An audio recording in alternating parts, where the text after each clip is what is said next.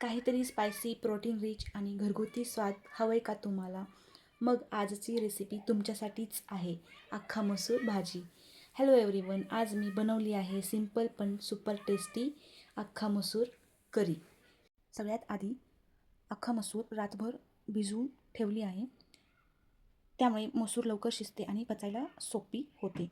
तर इथे भाजीसाठी लागणारे साहित्य: एका कढईमध्ये सुकं खोबरं, 2-4 लसूण पाकळ्या, 2 ते 3 हिरवी मिरची चांगलं परतून घेऊ.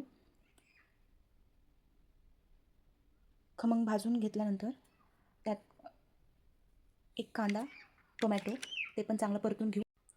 त्यानंतर हे सर्व मिश्रण मिक्सरच्या भांड्यामध्ये वाटण करून घेऊ. चांगली पेस्ट करून घ्या. त्यानंतर त्याच कढईमध्ये 2 चमचे तेल, जिरे, मोहरी आणि थोडासा कांदा टाकून परतून घ्या.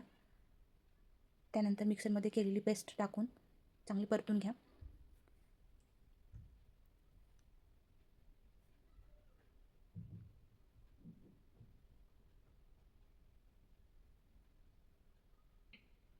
आता मी मसाले टाकते: हळद, काळा मसाला, लाल तिखट, गोडा मसाला,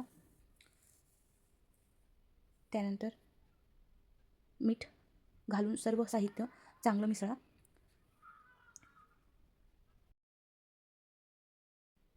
चांगलं तेल येईपर्यंत परतून घ्या. थोडंसं 2 मिनटं झाकून ठेवा. थोडं थोडं गरम पाणी टाकून परतून 2 मिनटं झाकून ठेवा.